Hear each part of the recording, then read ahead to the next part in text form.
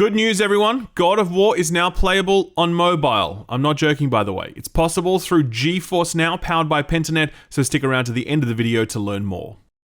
Gamers, I don't think I've ever seen a more stacked news week in the history of this show, and I'm not even covering the Elon Twitter news because I shudder to imagine what my comment section in this video would look like if I did so.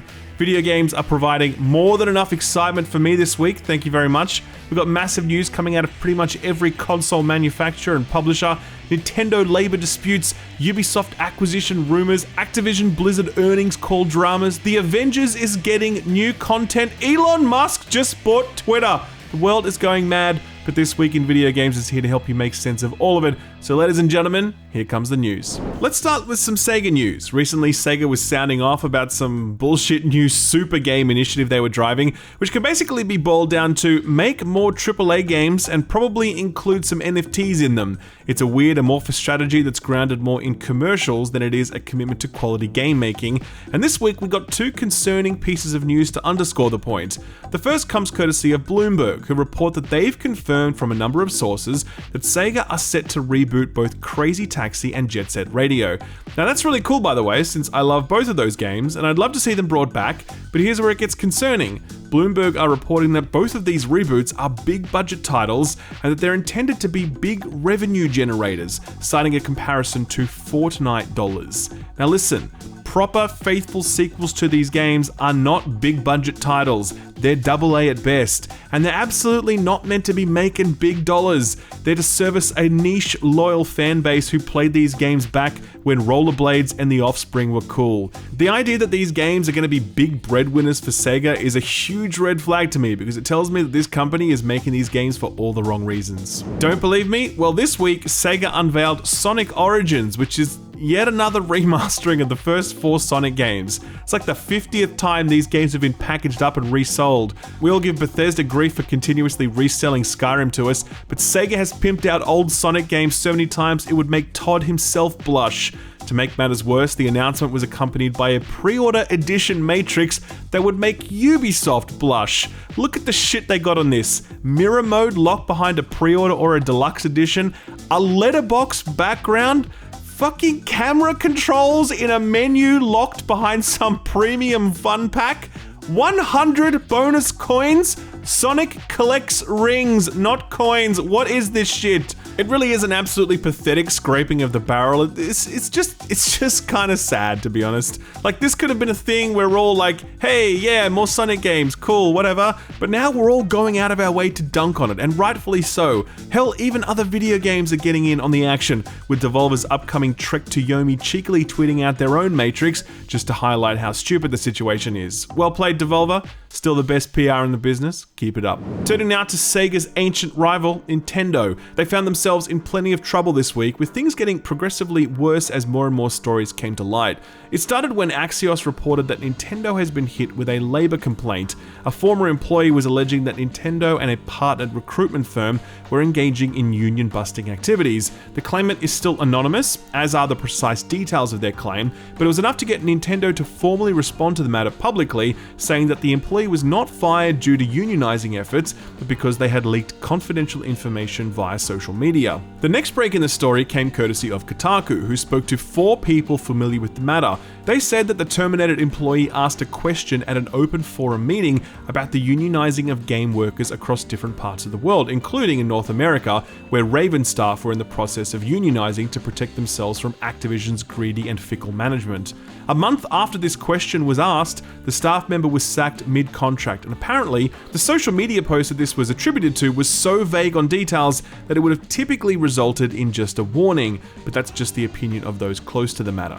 Kotaku's article is really worth a read because it's full of anecdotes about Nintendo and their approach to contract workers, treating them as second-class citizens and using every loophole to deny them job security and benefits. For example, it's common practice for contractors to be on a 10-month on, 2-month off rotation, so that Nintendo doesn't have to assume any ongoing benefits liability for them. A tactic that is used widely across many industries, but that certainly doesn't make it any less gross. There were also plenty of other examples of people who were chastised or disciplined for asking questions in group meetings, with one notable example where one employee publicly called out the lack of working from home flexibility for contract testers, where permanent Nintendo staff had a lot more flex. Sometime later, the employee was sacked along with 5 other team members. They were given no notice and they were told to leave the building that day. As if all this wasn't enough, Kotaku had another piece this week where they did a deep dive into one of the centers managing Joy-Con repairs at the height of the Joy-Con drift debacle. Kotaku's sources describe an outsourced center that was understaffed, undertrained, and overworked,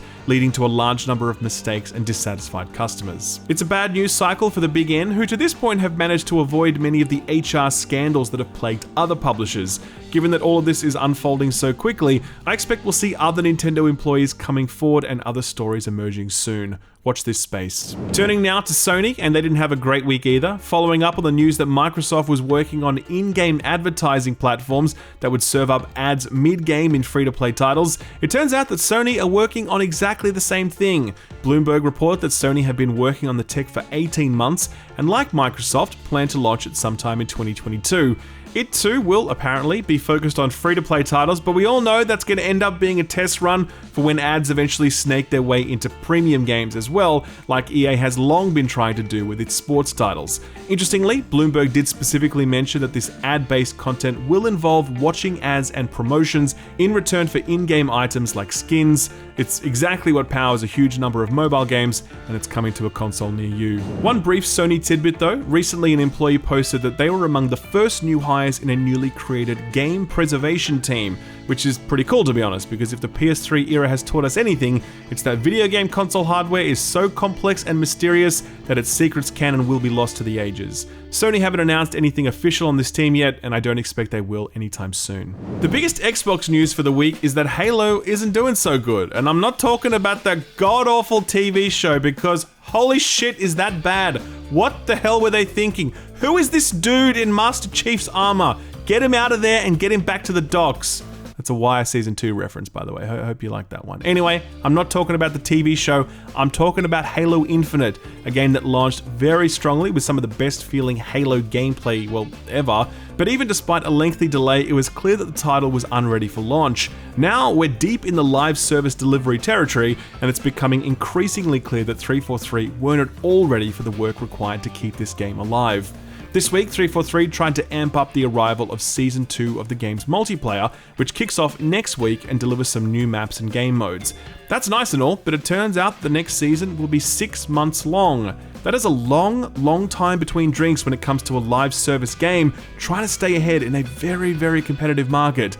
The season does offer up stuff like network co-op, but no couch co-op, and a Forge beta, the outputs of which will carry forward into the final release of Forge whenever that happens. Woven throughout this update was a commitment to what 343 are calling Priority Zero, which is the health and well-being of their staff. The implication being that 343 knows there's a lot of work to be done here, but they don't want to crunch their staff to get it done. A lot of people don't like hearing about this stuff because they think it's an excuse, but you know what? I do like hearing about it, because in an industry that is so rife with crunch and worker exploitation, I'm glad to see a major developer like 343 publicly stating their commitment to treating their people well. At the same time, it's very clear that 343's management have bungled the launch of Halo Infinite. Missing multiplayer features, an overly greedy storefront, and a lack of live service updates have squandered the huge store of goodwill that Infinite was able to generate at launch. And with the flop of Halo 5 and the technical disaster that was the Master Chief Collection, it's right that many people are now talking about whether or not 343's senior leaders are the right stewards for this franchise. Hell, with Microsoft buying Activision, there's talk about getting one of the COD studios involved. I mean, at this point, I wouldn't mind seeing what another studio could do with Halo. I'm not saying pull 343 off, but I do think some fresh eyes and hands are needed. 343 have had 4 chances with Halo now. Halo 4, the Master Chief Collection, Halo 5, and now Infinite. And look where we are, some 10 years into the experiment. Something needs to change here, and I do wonder what sorts of conversations are being had behind closed doors at Xbox HQ. Speaking of beleaguered game makers, Ubisoft is still kicking around, doing their thing, but if recent reports are to be believed, they could be in the market for a buyer. Now, this is not the first time these sorts of stories have circulated, but most of those were more speculation than anything else. This week, though, Bloomberg reported that a number of private equity firms are circling the wagons, studying studying the French-based business to see if it's plump enough for an acquisition.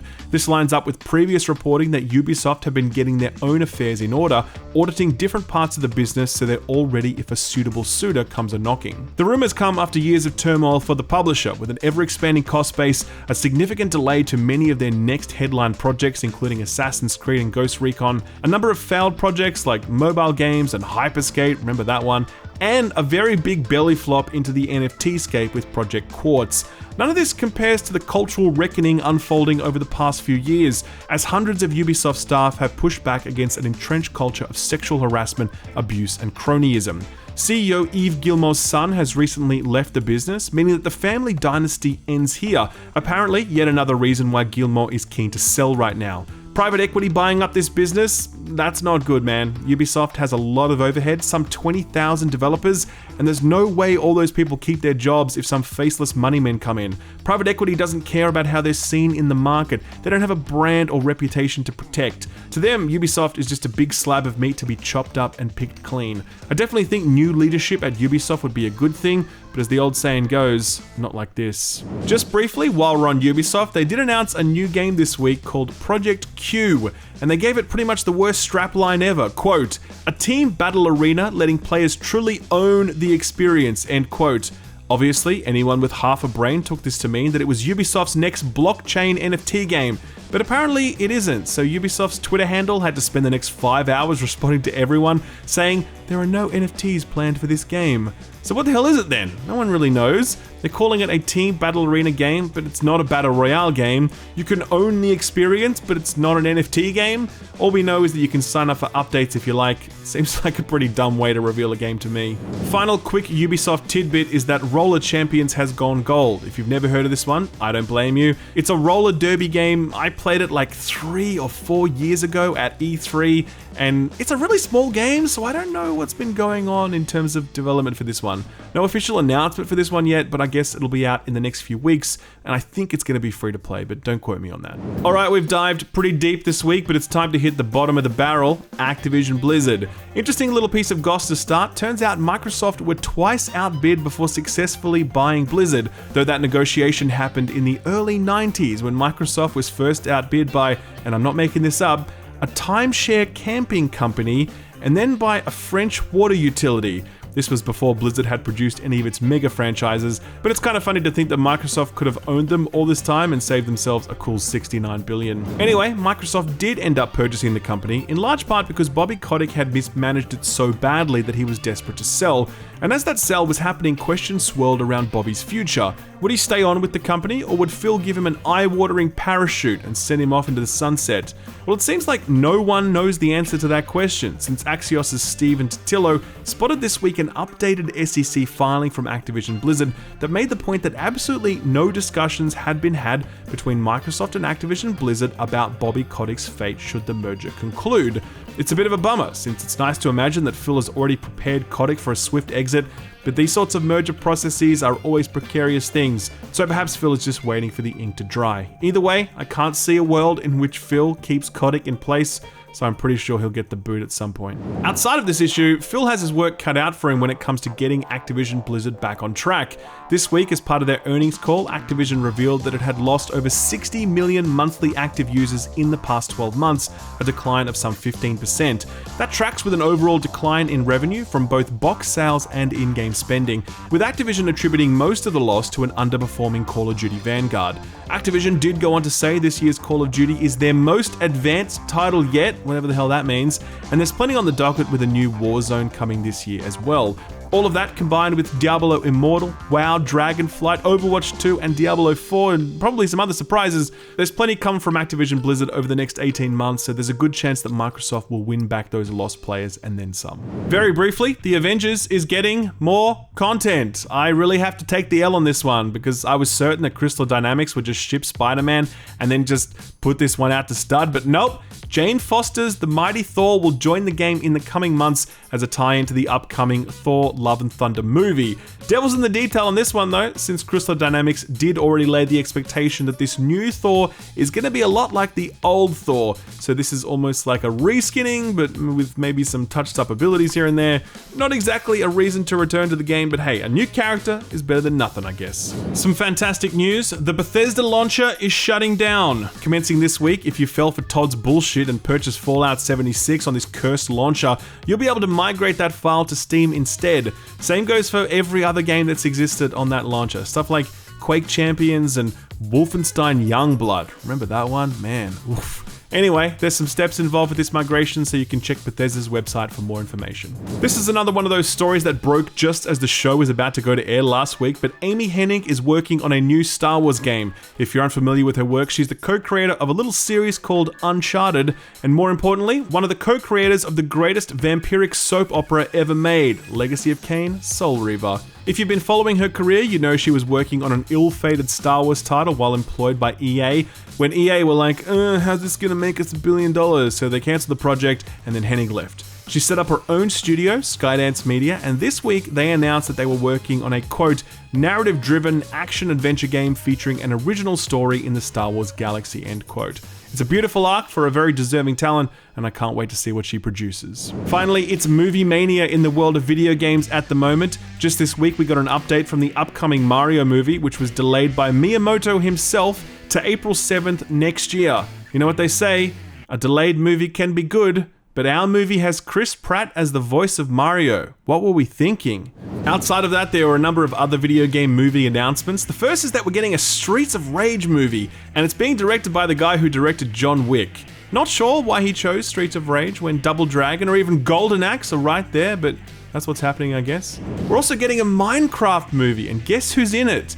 Jason Momoa. I really hope he plays the Ender Dragon, that'd be badass. The final reveal is that we're getting an It Takes Two movie, which is cool I guess, but I don't understand why. I mean, the game wasn't about the story, it was about the co-op gameplay. Why does this need to be a movie? I'm not sure. Anyway, it's being made by The Rock of all people, since his production company is fronting the cash, and he may also star in it. If you're unfamiliar with the story, it's about two people trying to mend their fractured relationship in service of a greater good. So my hope is that The Rock casts Vin Diesel, so these two can patch things up and get back to making Fast and the Furious movies. So what got announced or delayed this week? Well, Nintendo are working hard to make us all forget about those labor troubles, because this week they moved forward the release date of a major title and they locked in another release date far earlier than expected. The first title is Xenoblade Chronicles 3, which was meant to release in September, but all of a sudden, out of nowhere, Nintendo dropped a release date trailer revealing that the game has been moved forward and will now ship on July 29th. Obviously exclusive to the Nintendo Switch for now, but I'm sure we'll be able to repurchase it on lots of Nintendo consoles in the future. At full price, of course. Xenoblade is a series that, for some reason, I really vibe with. I don't understand why exactly. I just think it's earnest storytelling, it's imaginative world building, it's incredible soundtrack, and it's solid combat. It just all really work for me. I really loved X in particular, though that did get pretty grindy at times. Anyway, this is a real highlight for me, and it comes at a perfect time since there are 0 major releases in July, though I still won't be able to review it on the embargo since Nintendo doesn't distribute review code to any YouTubers, because Nintendo does not understand any technology invented after the year 2006. The other surprise Nintendo reveal was Splatoon 3, which was also meant to be arriving this year, but people expected it later, owing to the fact that Xenoblade was shipping in September. With that title moving forward, Splatoon 3 slid into September's DMs, and September was DTF. Man, that's an old acronym, isn't it? This latest installment in the hit third-person PvP shooter has new PvP and PvE elements. I've never played much Splatoon, but I've always heard good things about it. September is another very dry month of releases, so I'll be making time for this one as well. Here's a real monkey paw special. We're getting a new Tales from the Borderlands game. Bad news? Gearbox are writing it. If you're unfamiliar with Tales from the Borderlands, this Telltale game was absolutely fantastic. You know how everyone kind of cringes at Borderlands writing? Well, Telltale figured out how to write a Borderlands story that was actually funny and cool and emotional, like properly emotional. I'm not joking when I say that there was a tear in my eye in this game's pivotal emotional climax. If you played it, you know the moment I'm talking about. With the collapse of Telltale, everyone assumed that we'd never get another one of these games, but this week at PAX, Randy Pitchford revealed that Gearbox were making a new one. This is worrying because an entire game based on narrative? Gearbox should not be making that game. I mean, I didn't mind Tiny Tina's Wonderland's writing, but I also really appreciated the gameplay gaps in between it. I don't know, man, I'm just hoping they pull in some of that old Telltale talent because they really nailed this the first go around, and I'd love to see that happen again. Tales from the Borderlands 2 has no release date yet, but it is out sometime this year. Speaking of Tiny Tina, it got an expansion this week, less than a month after the base game dropped. This seems a bit too soon to me, and if reports are to be believed, perhaps it was a little too soon. Games Radar ran the headline, quote, "The first Tiny Tina's Wonderlands DLC has been dubbed one of the worst Gearbox has ever dropped," end quote. The subreddit was aflame this week with people complaining about just how little content there is in this paid DLC, saying it equated to little more than a side quest, significantly less than previous Gearbox DLCs, which have had a strong reputation for always adding a meaty amount of content. There are at least 3 more of these DLC drops included in the Season Pass, so hopefully Gearbox can do better the next time around. Do you guys not have phones? These words, a meme was born, and the reveal of Diablo Immortal solidified as one of the biggest flops in video game announcement history. Blizzard went dark on Diablo Immortal after that, very dark in fact. You might not have known it, but they've been running beta tests on this mobile exclusive for nearly 2 years, steering well clear of any marketing or hype building that entire time. Well, that period of radio silence has come to an end because this week, Blizzard announced that Diablo Immortal is coming to both Android and iOS on June 2nd, and get this, it's coming to PC too. That was very unexpected because the whole "do you guys not have phones" thing was said in response to a question about a PC port, with Blizzard back then being unequivocal that no PC port was in development. The surprise about face is a welcome one because I gotta tell you, I did a preview of this a while back and I liked it. It's actually pretty good. I'd play some more of this if the microtransactions aren't horrible, which they probably will be, to be honest, but being able to play this across both PC and mobile with cross progression enabled, that would be nice. Blizzard also confirmed that the PC port will support controller and WASD movement, which is a new for a PC Diablo game, and I wonder if we'll see that make its way to Diablo 4 as well. Anyway, this is all free to play, so you can sign up on Android, iOS, and Battle.net now, ahead of the June 2nd launch. Turbo Golf Racing is a little title I previewed last week in my Put This On Your Radar segment. Back then, it didn't have a release date on its upcoming beta, but that's now changed. The beta kicks off on April 28th, and if you want to get in on the action, just sign up over on their website.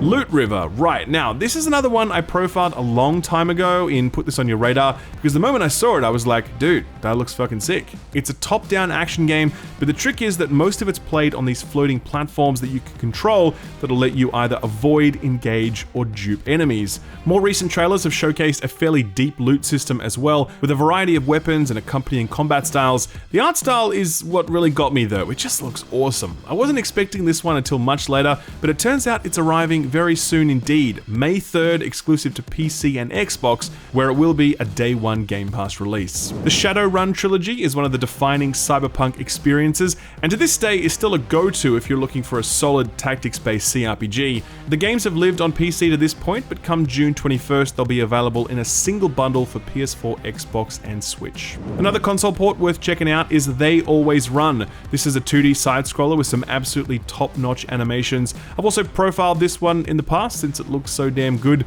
The reviews for this one were great back in October of last year when it launched on PC, and come May 19th, you'll be able to grab this one for PS4, Xbox One, and Switch. Achilles Legends Untold was revealed a little while back. It describes itself as a Souls-like action RPG, though obviously with an isometric perspective and centered on the Greek demigod of Homeric fame. This looks kind of interesting, especially since it supports co-op play. It just got an early access release date, May 12th, exclusive to PC. Outriders, this old chestnut. Very divisive title actually. A lot of people really like this one for its awesome action and loot. A lot of people really hated this one for its horrendous game-breaking bugs and its limited endgame. I definitely fell into the former camp. I really enjoyed this one despite its myriad issues. The developer, People Can Fly, has spent the last year tightening the screws on this one, and it's in much better shape now, and they're capping all of that off with the release of their first major expansion titled World Slayer.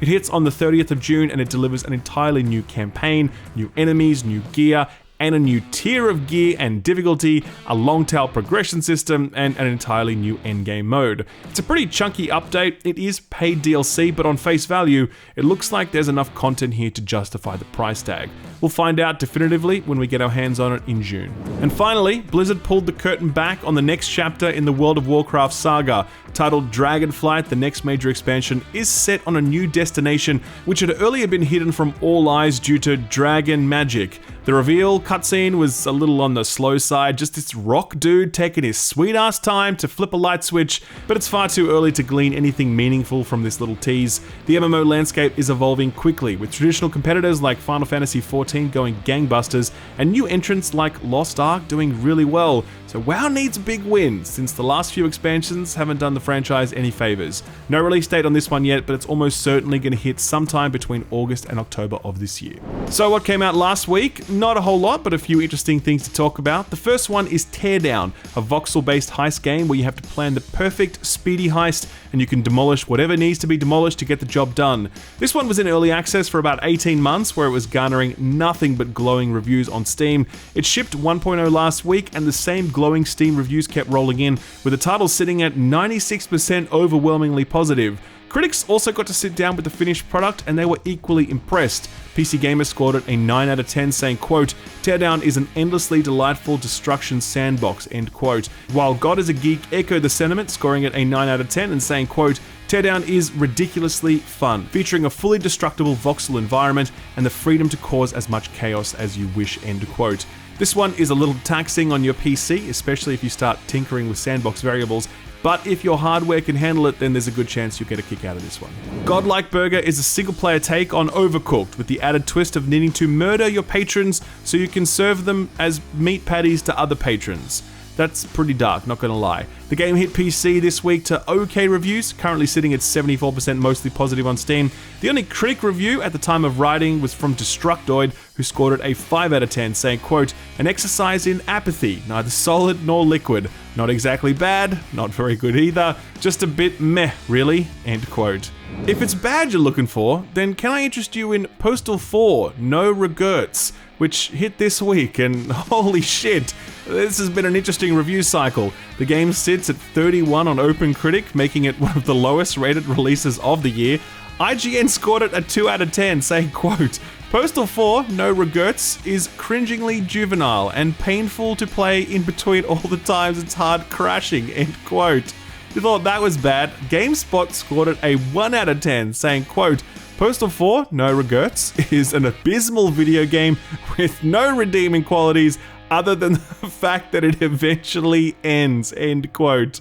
The developer, Running with Scissors, responded with characteristic glee to these reviews, retweeting them on their official account, saying, spank us harder." The flip side to the critic reception is the fan reception, which has been very different. The game sits at 62% mixed, which is by no means good, but it's a far cry from the 1s and 2s that the critics are handing out. I haven't played this one, I've only seen reviews and gameplay, so I can't judge it fully, but I can say that it definitely looks pretty shit, at least on face value. But at the same time, Postal games aren't trying to be cultural or technical touchstones. They're just trying to be dumb, shooty games that let you do things that most other games won't let you do. And it looks like at least some part of that objective was hit here. I have no plans to play this at all, so if you have played it, then please let me know in the comments below what you think. I'm genuinely interested to hear your take. So what's coming out this week? No huge releases this week, but there are quite a few indie titles worth keeping an eye on. First up is Dune Spice Wars, which launched yesterday into early access, exclusive to PC. I was chatting with my friend Jake Baldino about this one, and he was like, oh, I haven't heard of that one. And I'm like, oh, it's an RTS based on Dune. And he's like, what's Dune? And I'm like, what the fuck? It's like, you know, the classic sci-fi novel, the recently released cinematic blockbuster. Hello? And he's like, oh, Dune. And I'm like, oh my god. This from a guy who pronounces Mario as Mario. Anyway, Dune Spice Wars is an RTS. It looks pretty rad. I'm gonna play it. Love you, Jake. King Arthur: Knight's Tale is a tactics-based RPG that offers up a dark, gritty retelling of the classic legend. This one released into early access at the beginning of the year and yesterday launched into 1.0. Feedback for this one has been strong, currently sitting at 92% very positive on Steam. I have heard good things about this one from a few people that I follow. The Stanley Parable is getting a new edition today. It's called the Ultra Deluxe Edition, and it's promising to be a fairly substantial upgrade over the base game, preserving everything that was there but adding new content, new decisions, and new secrets. The game is also getting a visual facelift and some new accessibility options. I've never played the original, so this is a big week for me. Looking forward to finally getting this one off my pile of shame. Vampire the Masquerade Blood Hunt is a vampire battle royale game that released into early access last year exclusive to the PC. Over the last 12 months, it's sat at around 100 concurrent players on Steam. That is not good. The developer, Sharkmob, just announced that the title is shipping 1.0 today, exclusive to PC and PS5. It's free to play, but it was free before as well, and it was still averaging 100 concurrent players, so I don't know, man. I feel like if you want to experience this one, then you better get on it in the launch week, because I don't know if this one's gonna last. Game of the next generation, Bugsnax, was once the crown jewel in PS5's exclusive lineup, but no more. Tomorrow, those of you on Xbox, Nintendo Switch, and PC will be able to experience this weird Pokemon Snap meets body horror hybrid. Bonus for Xbox players, this will be available on Game Pass for cloud, console, and PC. Not too shabby. Dorfomantic, which I'm almost certainly mispronouncing, but anyway, do me a favor and at least take a look at this one. I played this one during the Steam Next Fest last year.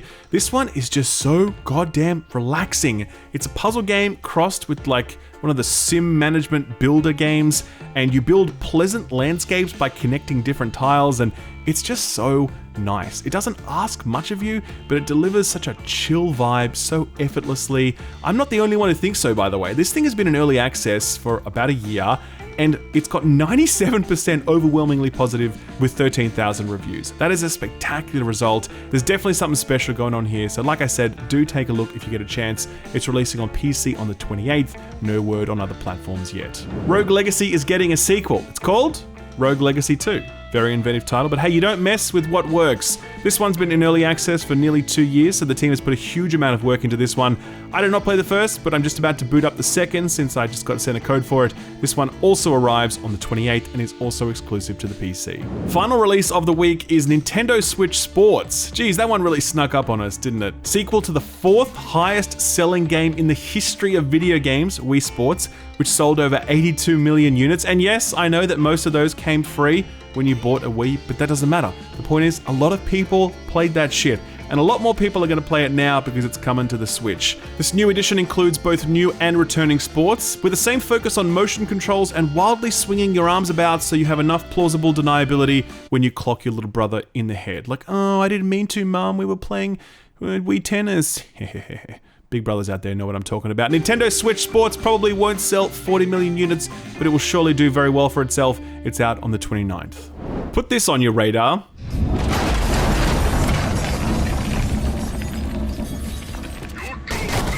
About 12 months ago, Selaco showed up out of nowhere and blew the doors off the joint, literally. It's a game built on an updated version of the Doom engine, GZ Doom, and right off the bat, the interactivity of these environments is nuts. Shootout shutters and windows and signage and wall panels. It's a level of responsiveness that you rarely see in boomer shooters. That's not all though. The aesthetic looks like an animated adaptation of RoboCop, and I mean that in the best possible way. The action looks thick and satisfying, the sound design is rich and detailed. There's just so many little touches here that make this feel so believable, while also just looking like a ridiculously fun shooter. This one comes from Altered Orbit Studios. I think this is their first game since I can't find any record of anything else. Hell of a debut to make. The release date for this one is slated for 2255, so we'll all be dead by then, but the good news is that we can at least play the demo, which releases in June of this year, and that's the month of June for my American friends, not the Sand Planet. Be sure to wishlist this one because it looks awesome and I don't want you to miss it. I'll leave a link to the Steam page below. Sort of free stuff time now, and I'll remind you that this is the last week of the month, so be sure to grab your PS Plus games, your Games with Gold, and your Twitch Prime stuff before they're gone. A few nice things on offer this month, so you don't want to miss them. For this week, we have Epic, as per usual. Right now, we still have horror game Amnesia Rebirth and cutesy ARPG Riverbond, but on the 29th, we get 2 new games for absolutely nothing. The first is Just Die Already, which seems to be a sort of PvP sandbox game starring old people. To quote the Steam page, You are old and angry and you've just been kicked out of your retirement home. How will you survive in a world that wants you to just die already? End quote. I don't know the answer to that question. Hopefully I won't have to find out anytime soon. The other title is Paradigm, which is... man, I don't know. I'm not sure, really. Just, I guess, watch some of the trailer. I'm just your regular run-of-the-mill guy with hideous deformations and anxiety issues who uses fantasy to escape the harsh realities of life.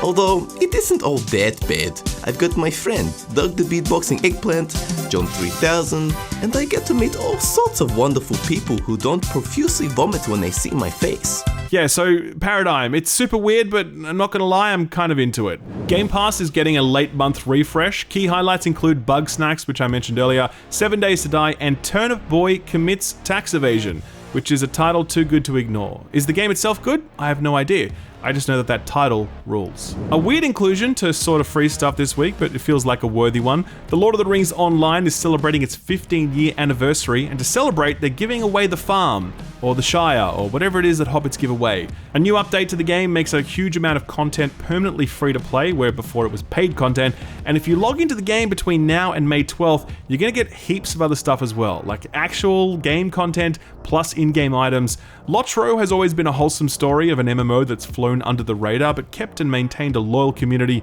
so it's nice to see this game still kicking on after all this time. Final sort of free stuff news is an update on the changes coming to PS Plus. You can expect the new membership tiers and services to roll out in select Asian markets on May 23rd, Japan on June 1st, the Americas on June 13th, Europe on June 22nd. For everybody else, have fun. I'm going to be very interested to see which games make their way into the back catalog library of this service. That's kind of make or break for this one, if you ask me. Damn, man, we are running so long, so let's make our feel-good story quick. Someone's making a VR mod for Elden Ring. Take a look.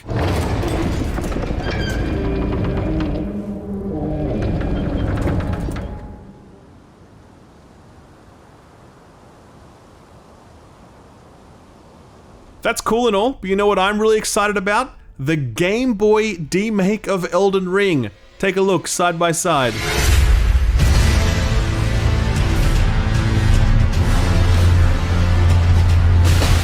Love it. When in doubt, just trot out an Elden Ring story. Everyone loves those. Guys, don't quote me, but I think this has been our longest show ever. 7,000 word script, and I am tired. If you want to help your boy have a nap, then hit the like button on the video. Let's try to get this video to 420 likes in honor of 420 last week. I missed it because I'm too scared to smoke pot.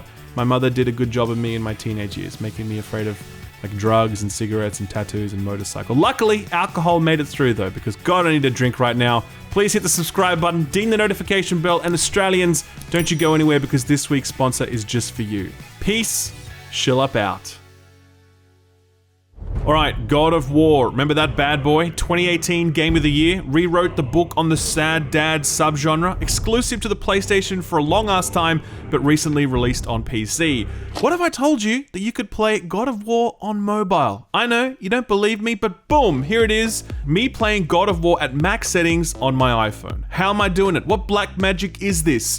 Well, the spell has a name, and that name is GeForce Now, powered by Pentanet. What is GeForce Now, you ask? It's a cloud gaming platform that lets you experience PC games running on high-end hardware without having to front the thousands of dollars for that hardware. And you can play those games on your TV, your old, outdated PC, and your Apple devices. This is possible because GeForce Now does all the graphical processing in the cloud and just beams you an image, similar to something like Netflix. So if you have an internet connection at 15 megabits per second or higher, you can start playing games through the cloud on almost any device through either a dedicated app or through a web browser like Apple Safari. So for example, this is me playing God of War, 1080p, 60 FPS, max settings on my iPhone. That's pretty crazy, right? But what if I don't want to use a phone? That's fine. This is footage of me playing Guardians of the Galaxy on my PC through the handy GeForce Now PC client.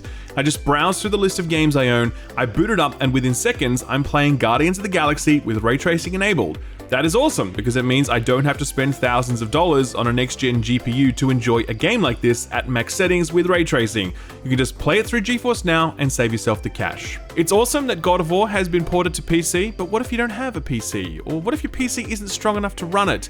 Now, anyone can play God of War on almost any device, and that's great news because everyone should play God of War. The thing I love most about this service, and the reason I'm recommending it to you, is that GeForce Now, powered by Pentanet, respects your existing game libraries.